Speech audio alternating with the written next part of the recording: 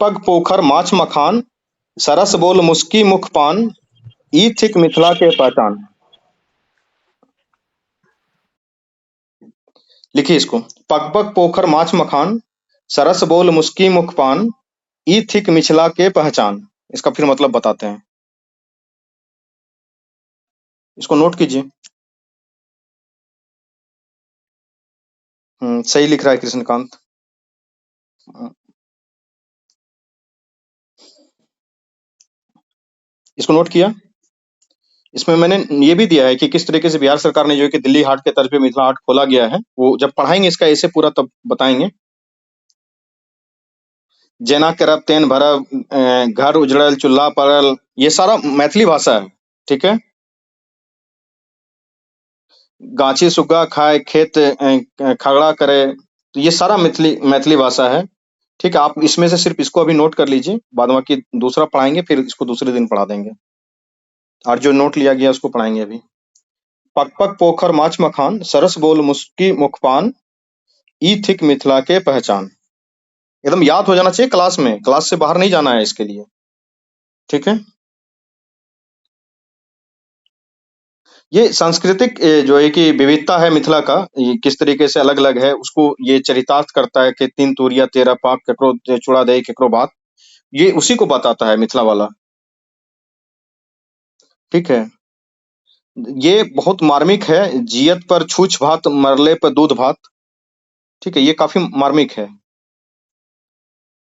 तो इसमें इसका मतलब ये होगा कि जब व्यक्ति जिंदा रहता है तो उसको कुछ नहीं पूछा जाता है। देखो इसका, इसको डिकोड कर लो पहले भाषा से, जो इसे लिखने की प्रक्रिया ये होती है। जियत पर छूछ भात, मतलब जब जिंदा था तो उसको कुछ नहीं मिलता था, छूछ मतलब कुछ भी नहीं। और मरल पर दूध भात, जब वो मर गया तो उसको दूध भात। ये तो मतलब कि अपने माता पिता के साथ भी लोग करते हैं कि जब माँ जिंदा रहती है, पिताजी जिंदा रहते हैं तो कुछ नहीं कोई देता है, और जब मर जाता है तो उसको जो है कि पीपल में पानी चढ़ाया जाता है। वो लिखा हुआ है ना, जीते पिया बाती ना पूछे, मतलब कि जिंदा था पिया तो उसको बाती भी नहीं पूछा जाता था। और मुते मरते ही पीपल में पानी, जब वो मर गया तो अभी पीपल में पानी दिया जा रहा है। ठीक है, तो इसको पढ़ाएंगे एक एक करके। जियत पिता माँ दंगा दंगी, जब माता पिता जिंदा थे तो ये लोग मारपीट कर रहे थे, लड़ाई झगड़ा करते थे अपने माता पिता से। मरे पिता पहुंचावे गंगा, जब पिताजी मर गए तो इसको गंगा पहुंचाने का जो है कि काम किया जा रहा है। ये तीन तुहरिया वाला समझ में नहीं आया? तीन तुहरिया तेरह पाक, केकरो चूड़ा दही केकरो भात, मतलब कि मिथिलांचल में जो लोग होते हैं ना, वो अलग अलग खाना, उसकी संस्कृति है अपना कि बहुत वैविधता वाला खाना वो लोग खाते हैं। ठीक है। तो वही कहता है कि तीन तोरिया तेरह पाक, वो तेरह पाक मतलब व्यंजन होता है, जो विविधता होता है ना, व्यंजन जिसको सब्जी बोलते हो तुम। ठीक है, वो उस तरीके का मामला है ये। और कोई मतलब कि बचका खा रहा है, कोई दही चूड़ा खा रहा है, कोई पकौड़ी खा रहा है, कोई और कुछ खाने का प्रयास आदि है, कोई मछली खाएगा, कोई पान खाएगा, तो ये मिथिलांचल में जो है कि ये होता है, उसी को ये दर्शा रहा है। ठीक है, ये जियत पर छूछ भात, मरले पे दूध भात, इसको नोट कर लीजिए। और इसका ये जो तीनों दिख रहा है आपको लाइन पे स्क्रीन पे, इसको नोट कर लीजिए। एकदम अभी बैठ के नोट बनाइए कैमरा ऑन करके। बाद में पीडीएफ पीडीएफ ही रह जाएगा, सिर्फ पीडीएफ हल्ला करते थे, दिया गया तो कोई पढ़े भी नहीं है। कैमरा ऑन कीजिए, सारे लोग बैठ के लिखिए इसको अभी क्लास में। याद हो जाना चाहिए अभी कभी। जियत पर छूछ भात, मरले पर दूध भात, ये तीनों लिख लीजिए। सब एक एक करके समझा देंगे, इसका मीनिंग क्या होता है, इसमें आपको किस तरीके से काम करना है, सब समझा देंगे। लेकिन पहले आपको जो इसका मीनिंग है वो डिकोड करने के लिए आना चाहिए। तो अभी दो तीन क्लास लेंगे तो इसमें सिर्फ डिकोडिंग ही सिखाएंगे कि किस तरीके से इसका मीनिंग डिकोड कर सकते हैं। दूसरा, उसमें अलग अलग एस्पेक्ट्स कैसे हो सकता है उसको सिखाएंगे। उसके बाद फिर उसके बाद जब क्लास आगे बढ़ेगी तब उसमें सिखाएंगे आपको कि ऐसे को लिखना कैसे है, उसका पॉजिटिव एस्पेक्ट कैसे होगा, नेगेटिव एस्पेक्ट कैसे होगा, न्यूट्रल एस्पेक्ट कैसे होगा, उसको सिखाएंगे। ठीक है, आज कुछ एग्जाम्पल देंगे अभी। और बहुत सारा कविता, कहानी, शायरी, संस्कृत का श्लोक, बहुत बड़े बड़े व्यक्तियों का कथन, और बहुत सारी जो है कि अच्छी अच्छी लाइनें आपको याद करनी है। बहुत सारी लाइन आपके ग्रुप में, पेड ग्रुप में डाल दिया गया है, इंग्लिश वाले के भी, हिंदी वाले को भी। और इंग्लिश वाले बच्चों के लिए फिर क्या किया जाएगा अलग से, कि अलग अलग जैसे मामला है, इन्वायरमेंट है, पॉल्यूशन है, वुमेन एम्पावरमेंट है, ये इस तरीके के जो मामले हैं इंग्लिश वाले बच्चों के लिए, उसको स्पेशली इंग्लिश में उसका क्या मतलब होता है वो दे दिया जाएगा। हिंदी वाले बच्चों को उसका उसका किस तरीके से कोट वगैरह होगा वो दे दिया जाएगा। तो वो जो है कि प्योर इंग्लिश प्योर हिंदी में दे देंगे। और इसके मामले में क्या होता है कि ये आपको सेम टू सेम इसी में सिर्फ देवनागरी स्क्रिप्ट में लिखा हुआ रहता है। ऐसे 3 वाला जो है उसका सेक्शन 3 का जो ऐसे बिहार स्पेशल का ऐसे है, तो इसमें आपको हिंदी में पढ़ के इंग्लिश में ट्रांसलेट करना है, सिर्फ ट्रांसलेट करना है रोमन में। जो जैसे जियत पर छूछ-भात, तो GIYAT, ठीक है, यही होगा इसका। इसका आता भी है उसी तरीके से क्वेश्चन, इसका ध्यान रखिएगा। ठीक है, तो यहाँ इसमें इंग्लिश, इस सेक्शन 3 में इंग्लिश हिंदी का मसला नहीं है। सेक्शन 1 2 में इंग्लिश हिंदी का मसला होगा। दोनों के ग्रुप में अलग अलग पीडीएफ अवेलेबल है, अपना जाके देख सकते हैं। पीडीएफ ऐसे का अवेलेबल हो चुका है। और हिंदी का भी कोटेशन खूब पढ़ना है, इंग्लिश का भी कोटेशन खूब पढ़ना है, इंग्लिश मीडियम वालों को भी, हिंदी मीडियम वालों को भी, ताकि जहां जरूरत पड़े इंग्लिश का लिखें, जहां जरूरत पड़े हिंदी का लिखें। वो मिक्स करना है आपको, इसमें शुद्धतावादी नहीं बनना है, इसी के चक्कर में मार्क्स कम आते हैं। हो गया नोट? बढ़े आगे। चलिए, ये तो पुराना था, इसको याद कर लीजिएगा। आज इसको मैं ठीक स्क्रीन पे वो ठीक से इसको स्कैन करवा के डलवा दूंगा। ये पावर देख सकते हैं, ये सारा आपके लिए क्रिएट किया गया है। इस तरीके का बहुत सारा है, वो धीरे धीरे आपको अपडेट हो करके मिलते रहेगा। ठीक है, सबसे पहला है उपास से मेहरी के जूठ वाला। तो इसका तो मतलब स्टार्टिंग क्लास में ही समझा दिया गया है कि नए मामू से वाला काना मामू। अब वो भी नहीं समझ में आए तो बहुत कुछ ना होने से है कि कुछ भी ठीक है। मतलब कुछ भी नहीं से तो कुछ नहीं से तो कुछ भी अच्छा है ना। वही कहा जाता है कि नए मामू तो काना मामू, नए मामू से भला काना मामू। इसका मतलब समझ गए कि अगर मेरे पास मामू नहीं रहे, उससे अच्छा है कि मामू थोड़ा दिव्यांग भी हैं, विकलांग भी हैं, काना भी हैं, तो चलेगा। नहीं मामू होने से तो बेटर है ना। ठीक है, देखिए उपास का मतलब होता है क्या कि भूखे रहना। ठीक है, मेहरी जो मेहरारू समझते हैं, उर्दू वर्ड है ये मेहरारू, ना समझ में आता है। ठीक है, तो आता है सर, आता है ना, आता है समझ में। हाँ तो उसका मीनिंग लिखिए वहाँ कमेंट में जाके। मेहरारू के जूठ वाला उपवास से बेहतर है, कहने का मतलब ये है। समझ गए, वही कह रहा है ये। ठीक है, तो तो समझ बहुत गए, कुछ म्यूट कीजिए। बहुत कुछ ना होने से है कि कुछ भी ठीक है। अब देखिए अगला है, इसको नोट करते चले जाइएगा। अगला खेती आगे आगे, पिछला खेती भागे जागे।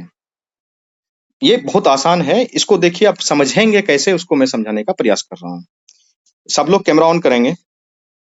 तो यही कह रहा है, अगला खेती आगे आगे, पिछला खेती भागे जागे।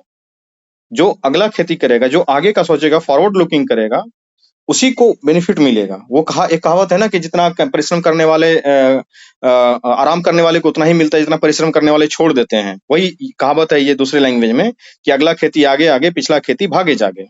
ठीक है, तो इसको अगर दूसरा लिखना चाहते हैं तो लिख लीजिएगा कि परिश्रम करने सर एक ये भी तो यूज कर सकते हैं ना, आराम करने वाले को उतना ही मिलता है जितना परिश्रम करने वाले छोड़ देते हैं। एक और कमेंट में लिख रहे थे, बहुत अच्छा। सर जो जागा सो पाया, जो सोया सो सोवत खोया। है वो खोवत बिल्कुल, है, जो हाँ, जागत है जो सोवत है सो खोवत है, जो जागत है सो पावत है। लिख सकते हैं वो इसको भी, पावत है। नोट कर लीजिए। जो सोवत है सो खोवत है, जो जागत है सो पावत है, उसको भी नोट कर लीजिए। ये काम आएगा आपके।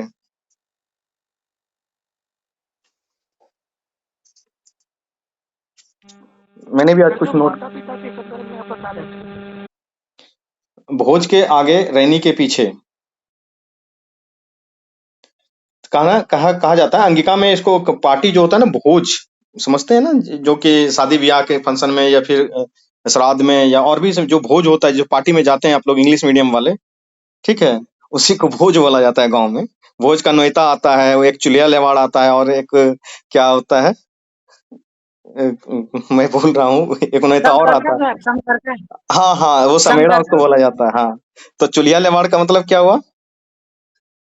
चुलिया लेवाड़ पूरे whole family invited. Full family invited. इसको मतलब समझो क्या होता है। चुलिया लेवाड़ में क्या हुआ कि चुलिया मतलब होता है चूल्हा, ठीक है। लेवाड़ मतलब होता है उसमें कि लेप लगा देना है। जो पहले गांव में महिलाएं खाना बनाती थी वो चूल्हे पे बनाती थी और चूल्हे में हर दिन सवेरे उठ के उस पे लेप लगाती थी। वो मिट्टी का जो होता है ना उससे पोछा लगाना उसको बोलते हैं। तो मिट्टी थोड़ा सा डाल देती थी पानी में, उसके द्वारा फिर पोछा लगाया जाता था, उसको बोलता था लेप लगा देना। तो चूल्हा लेवाड़ मतलब कि आज चूल्हा में सिर्फ लेप लगा के छोड़ देना है। मतलब कि पुरुष भी आएगा और महिलाएं भी आएंगी, मर्दना और जनानी दोनों इनवाइटेड है। ठीक है। तो पुरुष और स्त्री दोनों इनवाइटेड है, उसको बोला जाता है क्या, चुलिया लेवाड़। और एक होता है समेड़ा निमंत्रण। उसमें होता है कि सिर्फ और सिर्फ जो है कि पुरुष आएंगे, महिलाएं नहीं आएंगी। ठीक है। और आजकल तो क्या होता है कि इसमें लिखा हुआ रहता है कितने व्यक्ति आएंगे, बाराती कार्ड, वो बड़ा अलग मामला हो गया है। तो वो पुराने जमाने की चीजें हैं। और ये चुलिया लेवाड़ निमंत्रण में बहुत भोज खाने के लिए हम भी गए हैं। तो I have the experience, but अब थोड़ा सा नहीं जा पाते हैं। कभी दिल्ली रहना होता है, कभी कहीं रहना होता है। तो कभी अगर गांव आते हैं तो जाते हैं, अदरवाइज तो नहीं जा पाते हैं। सर ठीक। हमारे यहाँ एक चीज और बोला जाता है, क्या? अयोध्या से हैं, यूपी से सर।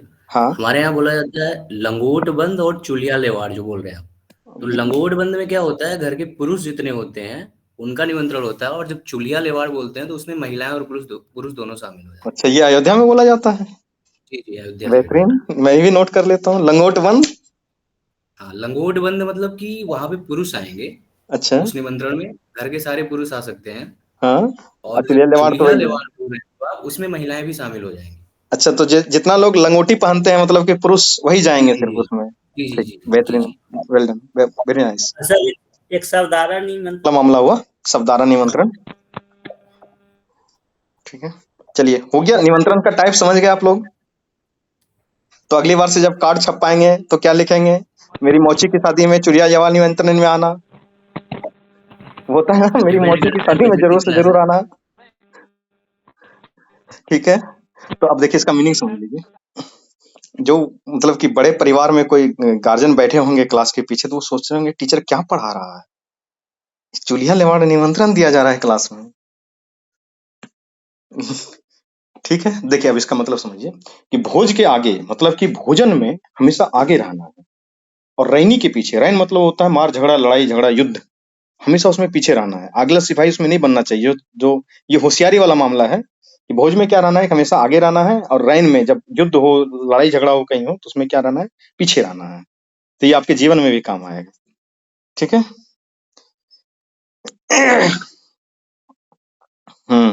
हाँ, भोज में आगू और लड़ाई में पीछू, बहुत सही है ये। भोज में आगू और लड़ाई में पीछू, लिख लीजिए इसमें, भोज में आगू लड़ाई में पीछू।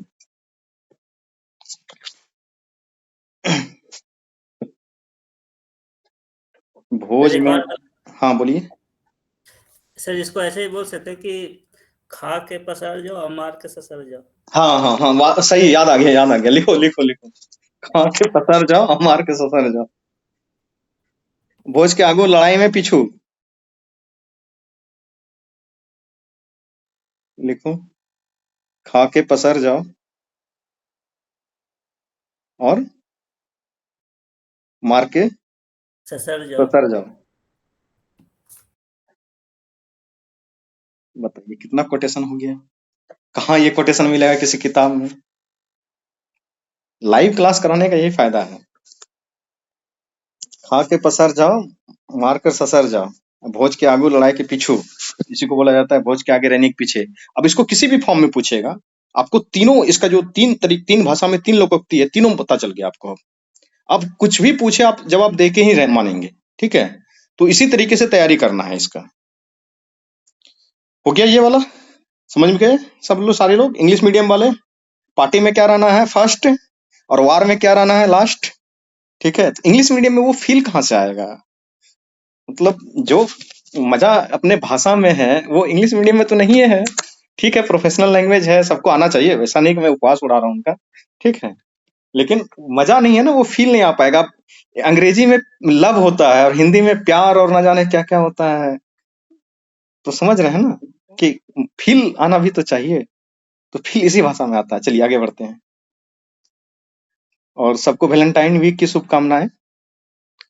और गेहूं खात खाए मुए रे, और गेहूं खियल बिना मुरे। ठीक है।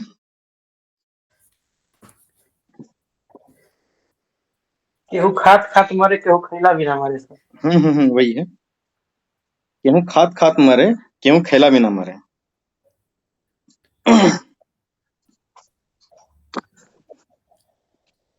गेहूं खात खात खात मरे,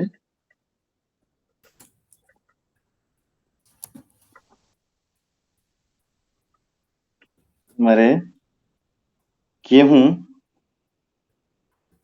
खैले बिना मरे। तो समझ में आ गया मामला कि कोई खाते खाते मर रहा है और कोई खाए बिना मर रहा है। ये भारत के समाज को भी जो है कि प्रत्यक्ष करता है कि कोई इसलिए चलता है अपने जीवन में ताकि उसको 2 वक्त की रोटी मिल सके, वो इसलिए रिक्शा चला रहा है, इसलिए चल रहा है। और कोई व्यक्ति इसलिए चल रहा है कि उसको डायबिटीज ना हो जाए। ठीक है? तो कहीं पे किसी वस्तु की अधिकता है और कहीं पे किसी वस्तु की क्या है, कमी है। कहीं पे कोई संसाधन बहुत है, कहीं पे कोई संसाधन कम है। सर मगही में कि कलाली का बेटा जब भूखल टगरा तो कह रहा है शराबे पी के टगरा। अच्छा, बोलो, इसको नोट करा लो। कलाली के बेटा कलाली का बेटा भूखल टग रहा है, मतलब भूखल झूम रहा है, तो दूसरे को लग रहा है कि वो शराब पीकर, क्योंकि कलाल का बेटा है, शराब बेचता है उसका पिताजी, तो लगता है वो शराब पीकर ही झूम रहा है। इसको लिख लो। कलाल मतलब वही होता है शराब, जिसको इंग्लिश में क्या बोलते हैं जी? शराब वाले को ठेका को इंग्लिश में क्या बोलते हैं? मधुशाला जो है, वो तो मधुशाला हिंदी में हो गया ना। इंग्लिश वाले इंग्लिश में क्या बोलेंगे उसको? अल्कोहल।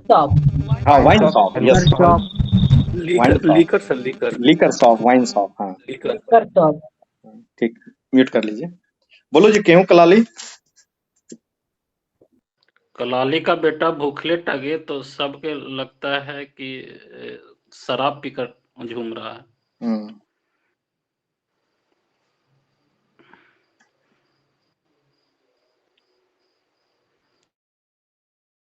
शराब पीकर झूम रहा है ना कलाली का बेटा। एक बार फिर से रिपीट कर दीजिएगा। खाना को खाना उपासे भला, संगत को संगत अकेले भला।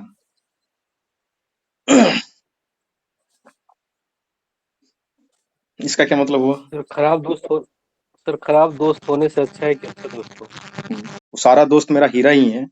लेकिन ये खाना को खाना उपासे वाला जो है कि अनटाइमली जो भोजन होता है, ये बहुत गलत चीज है। कई बार माँ भी डांटती थी, अभी भी काम के चक्कर में वो हो ही जाता है। इस पे मैं कंट्रोल करूंगा। ये बहुत जरूरी चीज है कि टाइम पे एटलीस्ट खाना हो जाना चाहिए। काम वगैरह ये सब होते रहता है जीवन में। तो खाना को खाना उपासे वाला वही होता है कि कुखाना मतलब कि कुछ समय में खाना, ठीक समय नियत समय पे नहीं खाना, उसको बोलते हैं कुखाना। उससे अच्छा है कि आप उपवास कर लीजिए, पूरा दिन उपवास में रहिए। अनटाइमली खाना खाएंगे, खराब खाना खाएंगे, तो उससे अच्छा है कि उपवास कर लीजिए, वो ज्यादा बेहतर होगा। संगत कुसंगत अकेले वाला मतलब कि बुरे संगत से रहने से अच्छा है कि बेहतर संगत में रहिए। ठीक है? तो इसको अभी डिकोड करेंगे, आप लोग खाली इसको नोट कर लीजिए। उसके बाद इसको बताते हैं अच्छे से। और फिर एक और भी पढ़ाएंगे कि सब कुछ खैनी दोगो भुजा न चबैनी। ये 2 पढ़ा देंगे, 2-3 पढ़ाएंगे आज, ताकि याद भी रहे। सर इसको ऐसे ही बोल सकते हैं क्या कि शेर अकेले जंगल में अकेले रहता है, खाता है तो मांस ही खाता है, ऐसा नहीं कि कुछ भी खा लिया। नोट कर लिए। देखिए, ये जो कहावत है ना, ये बिहार के कहावत है कि खाना को खाना उपासे वाला, संगत को संगत अकेले वाला। इसका मतलब होता है कि ये स्वस्थ जीवन शैली को दर्शा रहा है ये चीज। और जो है कि सामाजिक संबंधों में जो आप सही चुनाव करते हैं, उसके बारे में ये आपको बताने के लिए जा रहा है। मतलब कि ये कहावत आपके जीवन के 2 पहलुओं को दर्शा रहा है। एक पहलू क्या है, भोजन, और दूसरा पहलू क्या है कि संगति।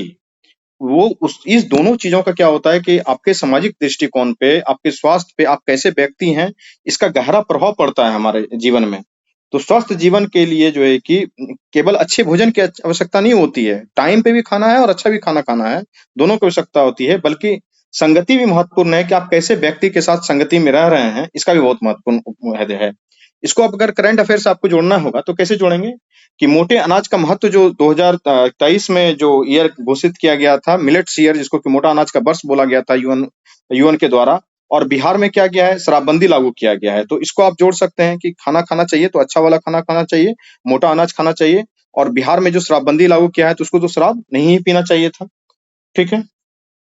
इसको आप देखिए कि अगर लोग सही नहीं खाएंगे, एक कहावत है रतन टाटा साहब का कि उसको लिख सकते हैं, eat your food as your medicine, eat your food as your medicine, otherwise you will have to eat medicine as your food. Yes, I am repeating, eat your food as your medicine, eat your food as your medicine, otherwise you will have to eat medicine as your food, otherwise you will have to eat medicine as your food। ये रतन टाटा साहब का है, late Shri Ratan Tata साहब का है ये। eat your food as your medicine, otherwise you will have to eat medicine as your food। हाँ रितु बोलिए। ठीक है, लिख लिया। उसके बाद ये भी लिख लिया, खाने में फुसर और संगति में सुघड़। फुसर मतलब मोटा अनाज, खाने में फुसर, संगति में सुघड़। सुघड़ मतलब क्या होता है? तेज तर्रार लोग, विलक्षण प्रतिभा के धनी जिसको कहते हैं, लंबे रेस का घोड़ा, दैट इज सुघड़। विलक्षण प्रतिभा के धनी लोग जानते हैं कौन होते हैं?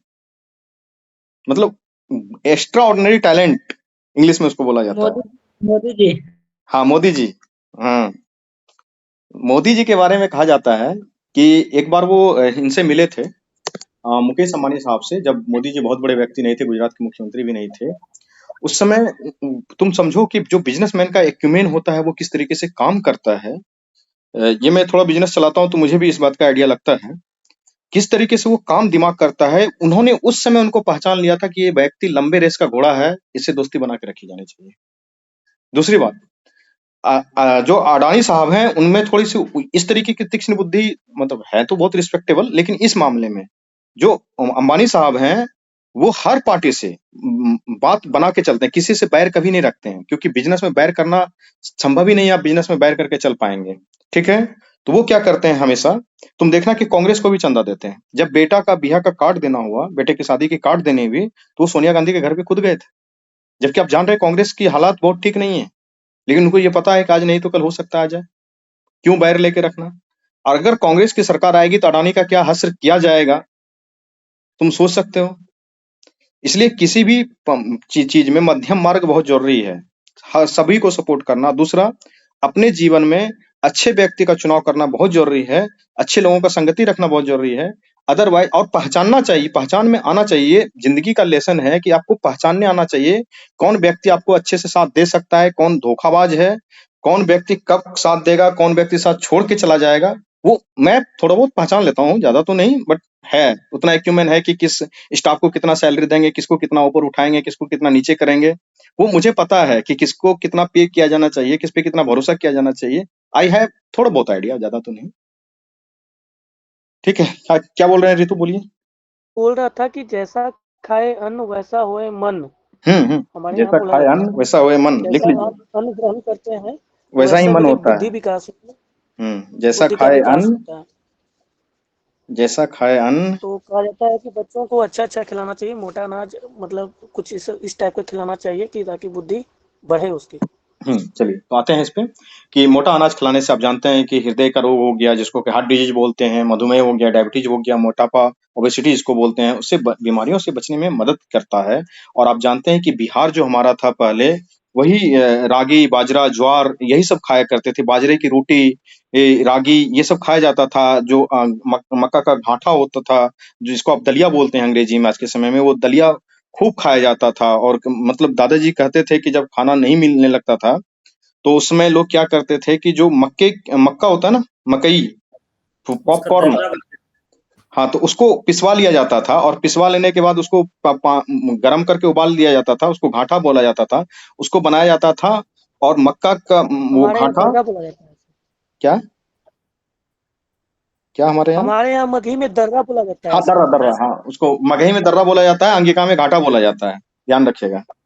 जो दर्रा होता है, उस दर्रा को मतलब कि कटोरा में रखा जाता था, जिसको कि बाउल बोलते हैं अंग्रेजी, इंग्लिश मीडियम, बाउल। ठीक है, उस बाउल में रखने के बाद थोड़ा सा लिया जाता था दर्रा उबला हुआ, और उसमें दूध डाला जाता था। और दूध जब तक कि वो अंगूठा तक ना डूब जाए, मतलब एक बित्ता, समझ रहे हैं ना, उतना दूध डाला जाता था तब खाया जाता था। मेरे दादाजी 112 साल जिए हैं। उनका डेथ 2020-21 में हुआ, हाँ 20 में हुआ है। वो 1912 के थे। स्वतंत्रता में वो लड़ाई लड़ते थे गांधी वांधी जी के साथ, इधर उधर बहुत ये सब में गए हुए थे। वो बोलते थे कि जब यहाँ पढ़ते थे स्कूल में, वो इंग्लिश बोला करते थे उस जमाने के लोग, गजब इंग्लिश थी उनकी। तो वो बोलते थे कि जब अंग्रेज को लोग आते थे ना, तो लाल घोड़ा पे बैठ के लाल टोपी पहन के आते थे, तो हम लोग क्या करते थे, सरकारी ऑफिस में आग लगा के भाग जाते थे। पकड़ाना नहीं, पकड़ाओगे तो बड़ी मार खाओगे, वो जेल चले जाओगे। तो पकड़ाना नहीं है, भाग जाना है। वो इनके टीचर लोग भी इस तरीके से उनको ट्रेन किया करते थे। ठीक है, तो वो ये बताया करते थे कि किस तरीके का फूड हैबिट रहा करता था उस समय, कि वो मक्का रागी बाजरा वगैरह खाते थे, किसी को कोई रोग नहीं हुआ था, उनको पूरे सर में अच्छे से बाल था, ना बाल झड़ा था, ना दांत टूटा था, वो पूरा जीवन अच्छा से जी के गए। किसका मतलब यही है कि भोजन अच्छा करेंगे तो आपका स्वास्थ्य अच्छा रहेगा, बुद्धि अच्छा बढ़ेगा। वही है कि जैसा खाए अन्न वैसा होए मन। उसका आयुर्वेद में भी भोजन को ऊर्जा के रूप में माना गया है। आप जानते हैं कि आयुर्वेद में महर्षि पतंजलि साहब बताते हैं कि स्वस्थ भोजन से न केवल शारीरिक विकास होता है, बल्कि आध्यात्मिक और मानसिक विकास भी होता है। आप देखिए कि अभी ही जो ये कल्चर बढ़ रहा है हमारे समाज में कि कुछ नहीं तो बस 2 ठो मुर्गा पार्टी, ये कल्चर ठीक नहीं है। इससे सात्विक भोजन और तामसिक भोजन का आप फर्क समझते होंगे कि किस तरीके से जब सात्विक भोजन करते हैं तो आपका मन अच्छे कर्मों की ओर बढ़ता है, जब तामसिक भोजन करते हैं तो किस तरीके का मन होता है कि आज पार्टी ऑल नाइट, और क्या होता है वो आज है बियर बियर, कैसे गाना है वो, तो ये वो क्या हनी सिंह का है, पार्टी 2 ऑल बोतल नाइट, वोडका काम मेरा रोज का। तो वो लाइफ जो है पार्टी ऑल नाइट। हाँ, पार्टी ऑल नाइट और 2 बोतल वोडका, ये वाला जो लाइफ है उससे बेहतर है कि आप सात्विक भोजन करें, शाकाहारी बने, अच्छा खाना खाएं। उससे क्या होगा, आपके जीवन का शारीरिक विकास होगा, धमनियों में जो है रक्त का प्रवाह है, हृदय में रक्त का प्रवाह है, वो जो है कि उसको वाला जो है कि उससे क्या होगा, उसको फायदा होगा आपके शरीर को। तो ये जो है कि जानना है, शराब का सेवन तो बिल्कुल नहीं करना है, और बिहार सरकार ने 2016 से शराबबंदी बिहार में लागू कर दिया है। उसका बहुत बेनिफिट मिला है महिलाओं को। आप इस चीज को भी जानते हैं कि किस तरीके से क्या होता है। उसका जो रिसर्च हुआ है शराबबंदी के ऊपर, उसको एक दिन में पूरा लिखवा दूंगा। वो आपको जीएस में भी काम आएगा और एसए में भी काम आएगा। ठीक है, और आप जानते ही हैं कि दूसरा कहावत जो है कि संगत कुसंगत से अकेले भला। तो इसमें हो था ना अगला कहावत, एक को डिकोड करने के बाद दूसरा, इसमें 2 है, 2 कहावत इसमें है कि एक खाना को खाना उपासे भला, और संगत को संगत अकेले भला। ये 2 कोड एक साथ चला है इसमें, तो इसको 2 कोड को डिकोड करना है। तो दूसरा कोड को डिकोड कीजिए, देखिए इसके आगे लिखा भी होगा। अरे कहाँ चला जा रहा है, गड़बड़ हो गया। संगत वाला में थे, संगत से गुंजात ये। चलिए हाँ, अब आइए संगत वाले पे। ठीक है, तो आप लोगों के लिए एक शेर अर्ज करता हूँ, ये आप ही लोगों को डेडिकेटेड है। म्यूट कीजिए। कि सज्जन से सज्जन मिले होए 2-2 बात, सज्जन से सज्जन मिले होए 2-2 बात, और गधा से गधा मिले खावे 2-2 लात।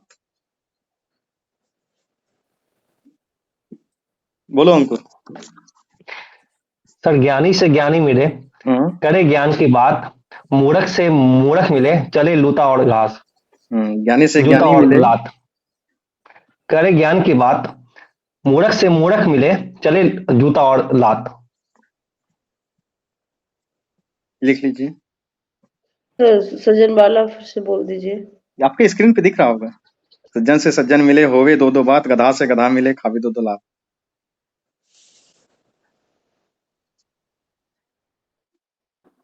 सर इसमें ये भी बोलते हैं जैसी संगत वैसी रंगत। हाँ, जैसे संगत वैसी रंगत।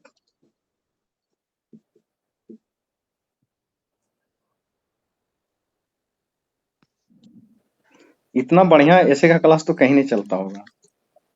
2 शायरी इधर से सर बोले, 2 शायरी स्टूडेंट बोले, माहौल ही बन जाता है। बस जाम का कमी है थोड़ा सा वाला। ज्ञानी से ज्ञानी मिले, करे ज्ञान की बात, मूर्ख से मूर्ख मिले, चले जूता और लात।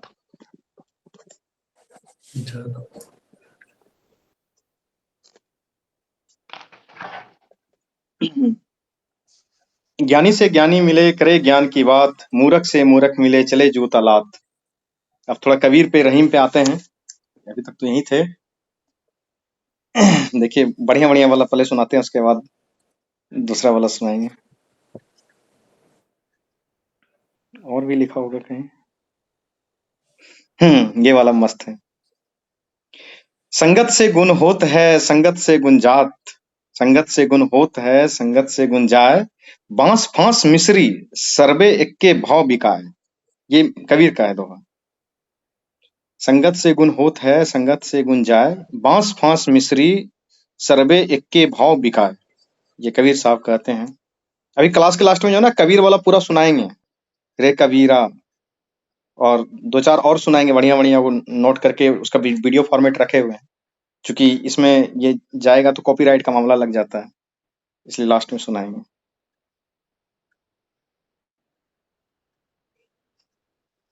ये लिख लिए ना, स्क्रीन पे दिख रहा है ये वाला। संगत से गुण होत है, संगत से गुण जाए, बांस फांस मिश्री सर्वे एक्के भाव बिकाय। इसको अच्छे से पढ़ा देते हैं। तो सर सर्वे नहीं सबय है, जहां तक मुझे याद है। हाँ तो वही तो लिखा हुआ है, बांस फांस मिश्री सबे एक्के भाव बिकाय। गलत कहाँ लिखा हुआ है? मीनिंग समझा दीजिए सर। अच्छा वो बोलने में मिस्टेक हो गया था ना, बांस फांस मिश्री सबे एक्के भाव बिकाय। हाँ लिख लीजिए, इसका पूरा, इसको पूरा बता ही देंगे अभी तुरंत। साधु संगत ध्यान धर, साधु संगत ध्यान धर, कुसंगत से दूर। लिखिए, साधु संगत ध्यान धर, कुसंगत से दूर। साधु संगत ध्यान धर, कुसंगत से दूर, संगत जैसी कीजिए, संगत जैसी कीजिए, जैसी धूप न छूर, जैसी धूप न छूर। ठीक है,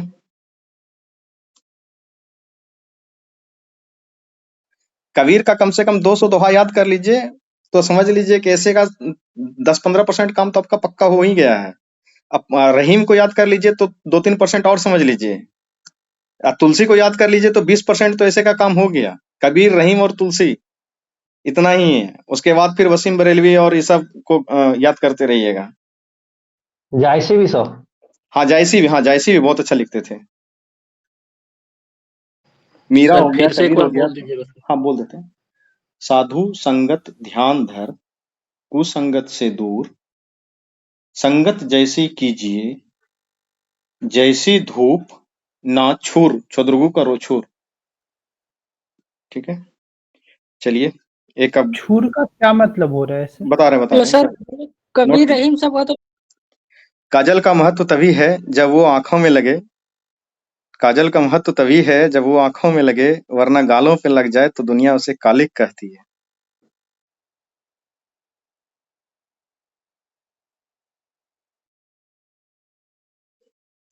एकदम माहौल को एकदम ठीक रखना है। लिखिए इसको, बिहार दे विभूति दुखी रहे, बिहार दे विभूति दुखी रहे बिहार, लोक करे पलायन देखती रहे संसार। बिहार दे विभूति दुखी रहे बिहार, लोक करे पलायन देखती रहे संसार। अरे यह, इसीलिए कहा गया था बिहार गरीब नहीं है, बिहार के लोग गरीब हैं। हाँ आएंगे उस पे। अरे यह क्या हो गया कमर झुकी, अरे यह क्या हो गया कमर झुकी रही थी, जिसकी सब दिन वह तनकर खड़ा हो गया। अनिरुद्ध प्रसाद विमल। लिख लिए ना दोनों? हो गया सर। डायरेक्ट नेता को लिखो भ्रष्टाचार पे। और ये लिख लिया, विद्यार्थी के हाथ में कलम, पुलिस के हाथ में डंडा, नेता करे घोटाला लेके हाथ में झंडा। लिख लिए ना, विद्यार्थी के हाथ में कलम, पुलिस के हाथ में डंडा, नेता करे घोटाला लेके हाथ में झंडा। लिखिए और एक भ्रष्टाचार के ऊपर अदम गौंडमी का है, काजू भुने प्लेट में, काजू भुने प्लेट में, काजू भुने प्लेट में, विस्की ग्लास में, काजू भुने प्लेट में, विस्की ग्लास में, उतरा है रामराज विधायक निवास में, उतरा है रामराज विधायक निवास में। कार्तिकेयन सर कुछ क्लास इंग्लिश मीडियम के बच्चों का ऐसे में कुछ क्लास वो भी ले लेंगे ताकि जो इंग्लिश मीडियम का जो प्योर चीजें हैं वो भी क्लियर आपका हो जाए। वो प्योर इंग्लिश मीडियम में ही लेंगे क्लास, एकदम उसका प्योर रहेगा, उसमें हिंदी मीडियम नहीं रहेगा मामला। और वो सारा का सारा उनका नोट्स दिया गया है और भी नोट्स उनका रेडी हो रहा है, वो मिल जाएगा। वो प्योर इंग्लिश मीडियम में है उनका। ठीक है, तो दोनों लास्ट मीडियम में हो क्या जाएगा। बोला? हाँ, काजू उतरा बुने है प्लेट रामराज लिखो, उतरा है रामराज विधायक के निवास में ना। विधायक निवास में। काजू बुने प्लेट में, विस्की गिलास में, उतरा है रामराज विधायक निवास में। खेत का खेत ठाकुर का, ऐसे करके है। भूख रोटी की, चूल्हा मिट्टी का, मिट्टी तालाब की, चूल्हा तालाब मिट्टी ठाकुर का, का। मिट्टी तालाब की, तालाब ठाकुर का।